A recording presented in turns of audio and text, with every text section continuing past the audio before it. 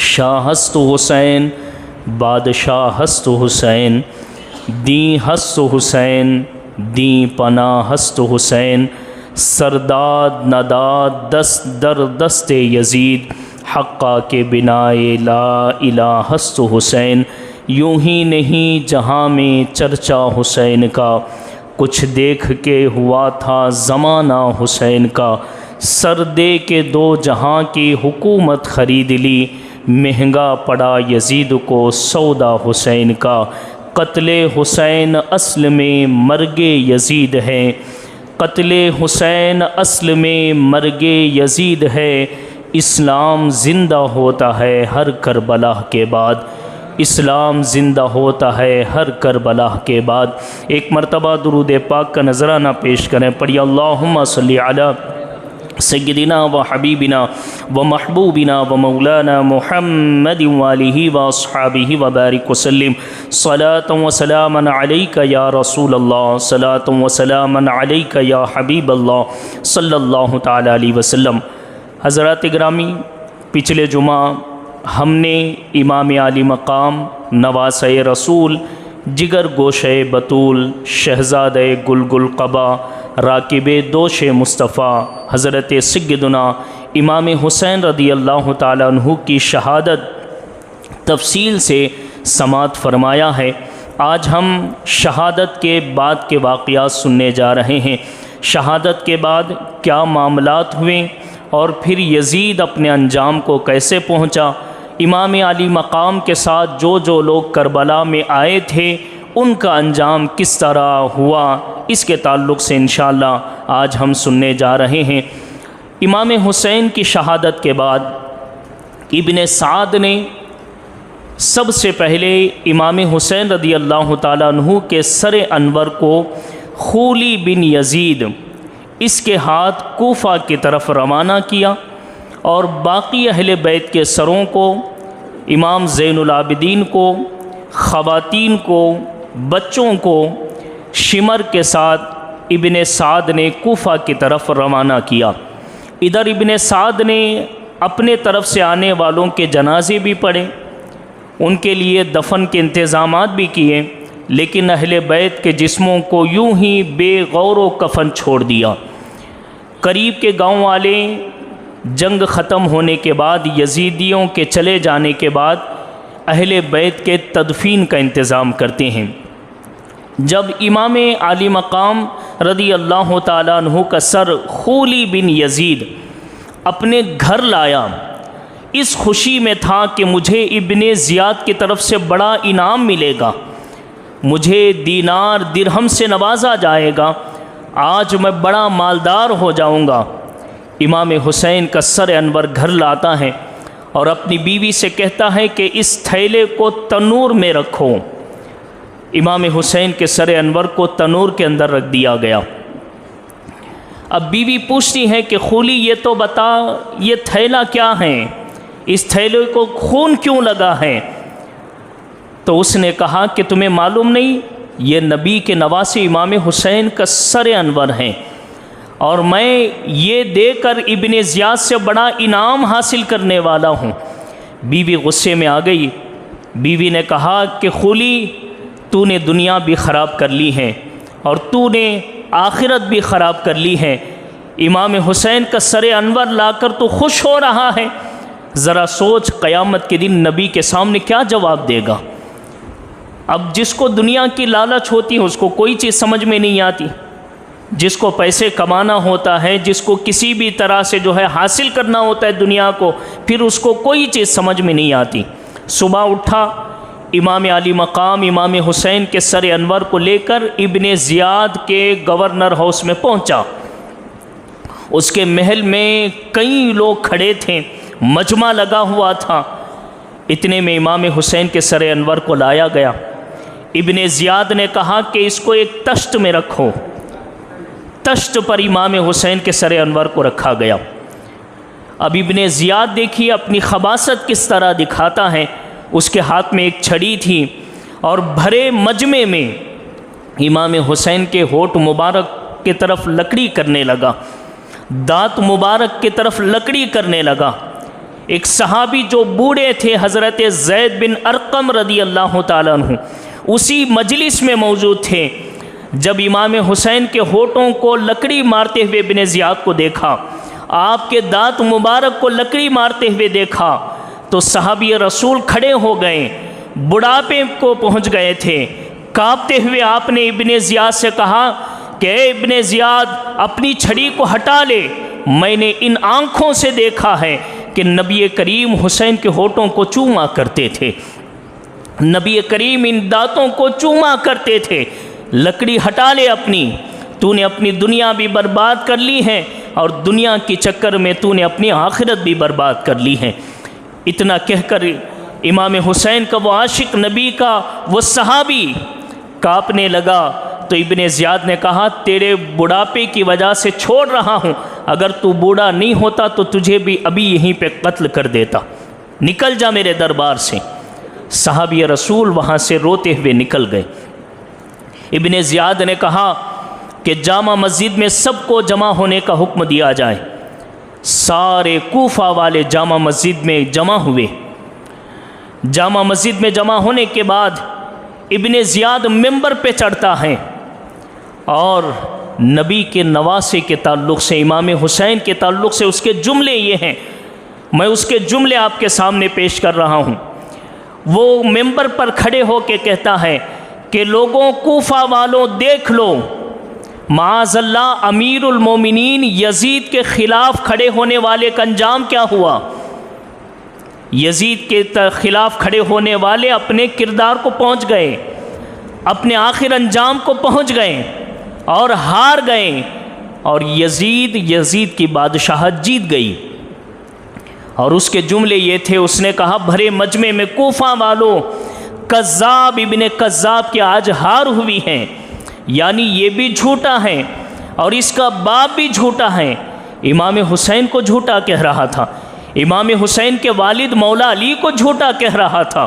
مجمع میں، اتنے بڑے مجمع میں کوفہ کے سارے لوگ جمع تھے، اس میں سے ایک عاشق جس کا نام عبداللہ بن عفیف ازدی تھا، اہل بیت کا عاشق، آنکھوں سے نابینا، وہ عاشق کھڑے ہوتا ہے بھرے مجمع میں اور کہتا ہے کہ ابن زیاد، جھوٹا حسین نہیں ہے، جھوٹا حسین کا باپ نہیں ہے، بلکہ جھوٹا تو ہے، جھوٹا تیرا باپ ہے، اور جس نے تجھے یہاں کا گورنر بنا کے بھیجا وہ یزید جھوٹا ہے۔ اور سن لے خدا کی قسم، حسین کل بھی سچا تھا، حسین آج بھی سچا ہے۔ اور سن لے حسین کا باپ مولا علی آج بھی سچا ہے، کل بھی سچا تھا۔ اور اس عاشق نے کہا کہ حسین کے نانا کل بھی سچے تھے اور آج بھی سچے ہیں۔ جیسے ہی اہل بیت کے اس عاشق کے جملے کو ابن زیاد سنتا ہے تو کہتا ہے اس کو ابھی کے ابھی قتل کر دو۔ لیکن عبداللہ بن عفیف کے جو رشتہ دار وہاں موجود تھے انہوں نے ان کو چھڑا لیا۔ لیکن ابن زیاد کو کب تسلی مل سکتی تھی؟ جس نے امام حسین کو نہیں چھوڑا، امام حسین کے عاشق کو کیا چھوڑ سکتا ہے؟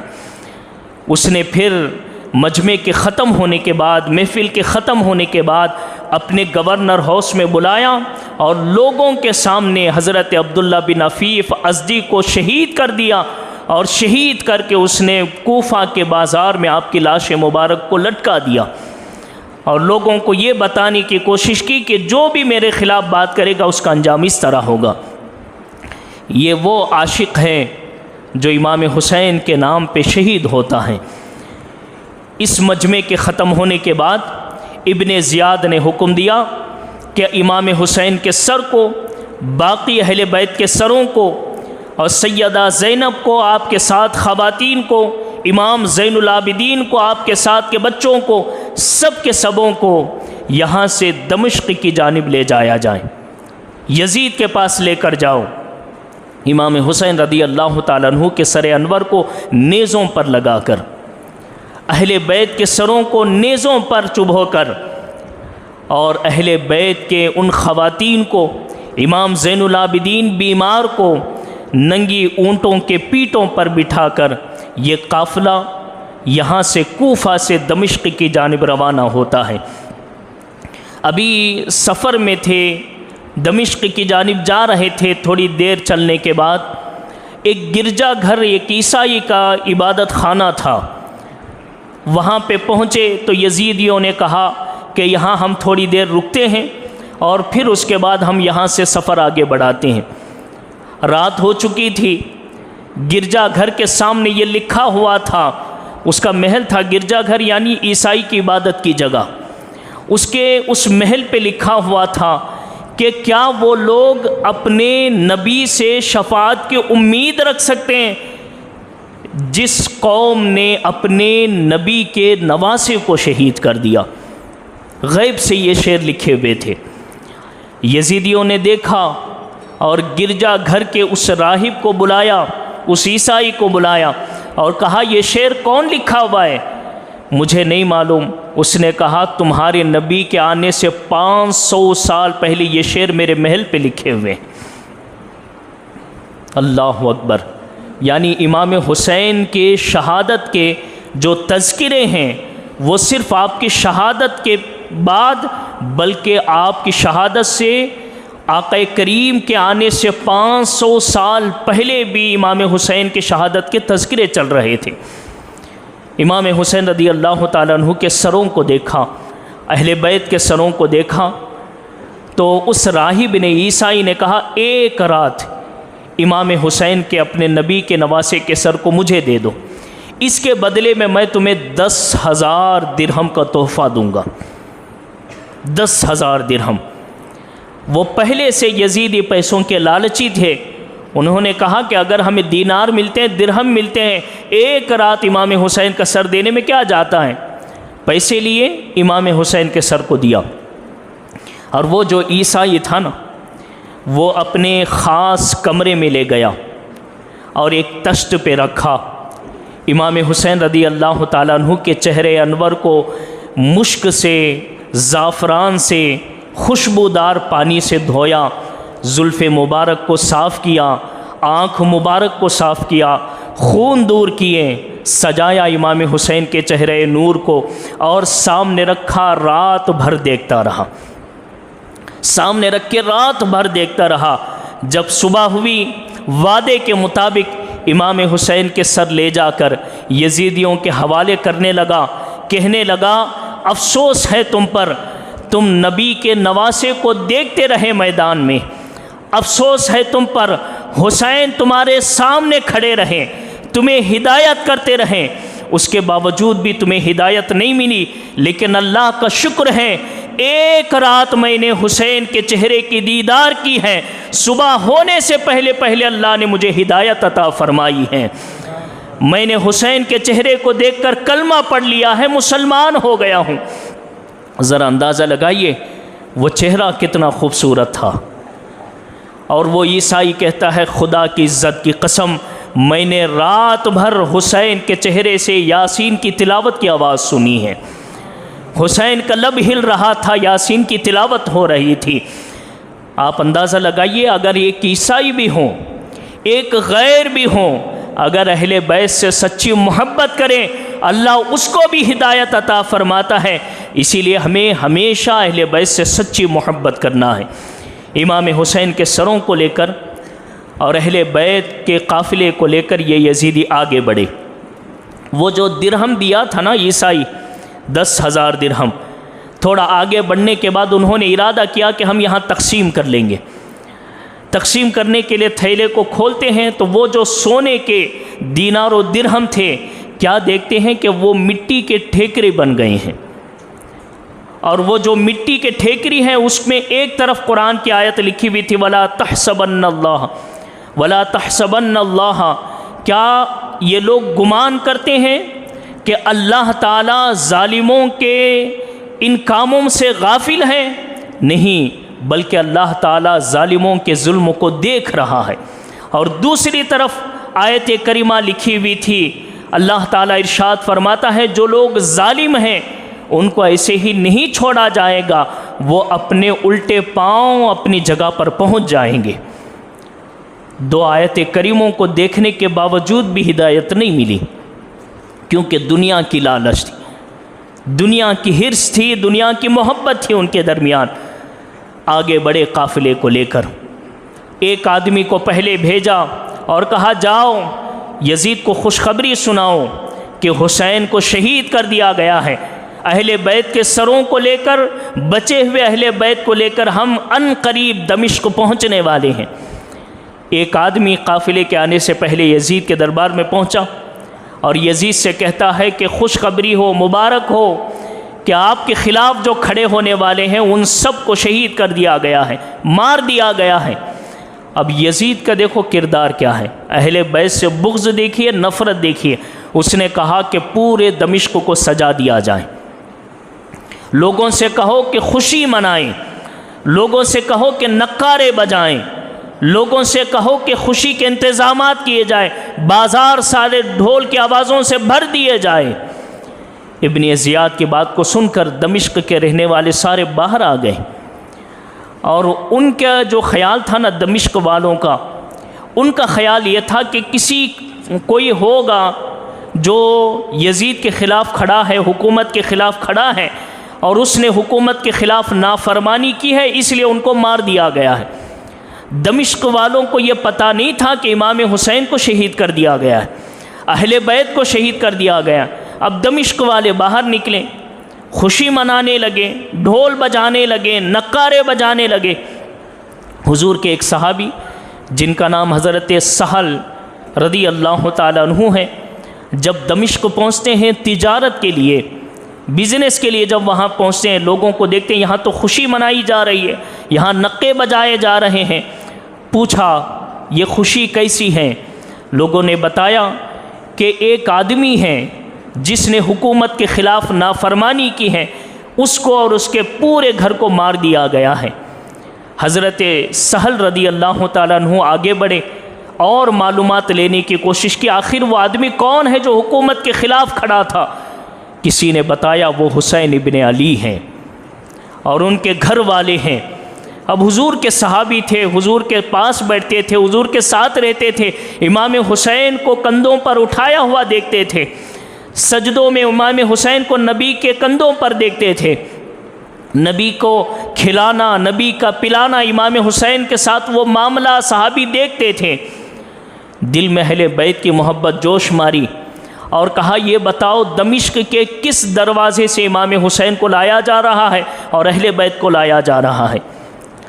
تو کہا کہ باب الساعہ ایک دروازے کا نام ہے، اس دروازے سے امام حسین کو اور باقی قافلے کو لایا جا رہا ہے۔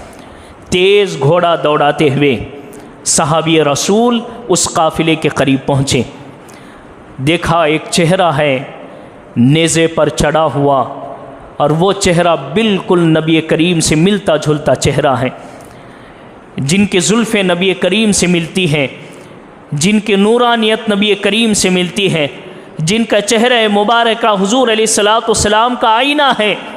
دیکھا چند خواتین ہیں جو اونٹوں پر بیٹھی ہوئی ہیں، ایک بیمار نوجوان ہے جو اونٹ پر بیٹھا تھکا ہوا ہے، ہاتھ میں پاؤں میں زنجیریں ہیں، خواتین کے ہاتھوں پاؤں میں زنجیریں ہیں۔ آگے بڑھے، ایک چھوٹی سی بچی جس کا نام سیدہ سکینہ ہے، بچی سے پوچھا کہ تم کون ہو اور یہ چہرہ کس کا ہے؟ تو بچی نے کہا تم نہیں جانتے، یہ نبی کا نواسہ ہے، یہ حسین ابن علی ہیں، یہ میرا بابا ہے۔ یہ سننا تھا صحابی رسول کے آنکھوں سے آنسو نکل پڑے، اور سیدہ سکینہ نے پوچھا تم کون ہو، تم کیوں ہمارے بارے میں پوچھ رہے ہو؟ اتنا لمبا سفر ہم نے طے کر کے آیا ہے، کوئی ہمارا پوچھنے والا نہیں، کوئی ہمیں دیکھنے والا نہیں، آخر تم کون ہو؟ روتے ہوئے صحابی رسول نے کہا میں آپ کے نانا کا صحابی ہوں، میں نے دیکھا ہے حسین کو قریب سے، میں نے دیکھا ہے آپ کے نانا کو قریب سے، میں نبی کی بارگاہ میں رہتا تھا، اے شہزادی بتا اگر کوئی میں مدد کر سکتا ہوں تو بتا، میں مدد ضرور کروں گا۔ سیدہ سکینہ کے جملے سنو، اور سیدہ سکینہ قیامت تک کے خواتین کو پردے کے آداب کیسے سکھاتی ہیں۔ سیدہ سکینہ کہتی ہیں اے میرے نانا کے صحابی، ہم آپ سے بس اتنی التجا کرتے ہیں، بس ہماری اتنی مدد کرو، امام حسین کا سر، اہل بیت کا سر پیچھے ہے اور ہم قیدی بن کر آگے چل رہے ہیں، جب بھی لوگوں کی نظر پڑتی ہے سب سے پہلے ہم خواتین پہ پڑتی ہیں، پھر جا کے امام حسین کے سر پہ پڑتی ہیں، پھر جا کے اہل بیت کے سروں پر پڑتی ہیں، بس اتنی مدد کر دو، بابا کے سر کو آگے کر دو، اہل بیت کے سروں کو آگے کر دو، تاکہ ہم خواتین پر کسی کی نظر نہ پڑ سکے۔ دیکھو شہادت کے بعد بھی جذبات کیا ہیں، شریعت پہ عمل کیا ہیں، پردے کا احترام کیا ہے۔ سیدہ زینب کی، یہ وہ جو ہے امام حسین کی شہزادی ہیں، اور سیدہ زینب کی یہ وہ بھانجی ہیں، اور یہ وہ گھرانہ ہے اہل بیت کا۔ اللہ اکبر۔ سیدہ سکینہ کی بات سن کر حضرت سہل جو صحابی رسول ہیں 700 درہم یزیدیوں کو دیکھ کر کہتے ہیں بس اتنا کرو، ان سروں کو آگے کر دو۔ پیسے لیتے ہیں اور سروں کو آگے کرتے ہیں۔ یہ قافلہ دمشق کی جانب روانہ ہوا۔ کتابوں میں یہ بھی واقعہ ملتا ہے کہ ایک خاتون جب یہ قافلہ دمشق سے گزرنے لگا، ایک عورت آئی، کہنے لگی کہ شہزادیوں، اے نبی کے گھر والوں، اگر کوئی خدمت ہو تو بتاؤ، پانی پیش کروں تمہارے لیے، کھانا پیش کروں تمہارے لیے۔ کہا تم کون ہو، تم کیوں پوچھ رہی ہو؟ تو وہ جو خاتون تھی بوڑھی ہو چکی تھی، اس نے کہا کہ میں وہ عورت ہوں جس کو سیدہ فاطمۃ الزہرا کی خدمت کا شرف حاصل ہوا ہے، میں فاطمۃ الزہرا کی خادمہ رہ چکی ہوں۔ میں نے آپ کو چہروں کو دیکھا اور میں نے امام حسین کے چہرے کو دیکھا، مجھے سمجھ میں آ گئی اہل بیت کا گھرانہ ہے، اگر آپ کہو تو پانی پیش کروں۔ سیدہ سکینہ کہتی ہیں، سیدہ زینب کہتی ہیں، جب میرے بھائی حسین کو پانی نہیں ملا کربلا میں، جب چھوٹے سے علی اکبر کو پانی نہیں ملا، علی اصغر کو پانی نہیں ملا، جب جوان علی اکبر کو پانی نہیں ملا، قاسم کو پانی نہیں ملا، تو ہم پانی پی کے کیا کریں گے؟ ہمیں پانی کی ضرورت نہیں ہے۔ اگر ہم پانی لیتے بھی ہیں تو ہمیں حسین کی یاد آتی ہے، علی اصغر کی یاد آتی ہے، علی اکبر کی یاد آتی ہے، ہمیں پانی کی ضرورت نہیں ہے۔ انکار کر دیا۔ اب یہ قافلہ دمشق سے آگے بڑھا۔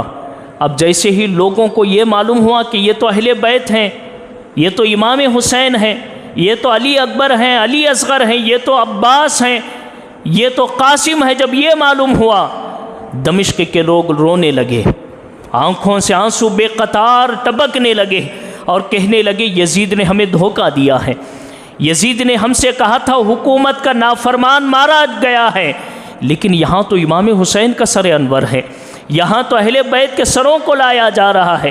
مجمع جم گیا، یزید کے محل کے قریب پہنچے، امام حسین رضی اللہ تعالیٰ عنہ کے سر انور کو لایا گیا، شمر ساتھ میں تھا، خولی بن یزید ساتھ میں تھا۔ جب اندر داخل ہوئے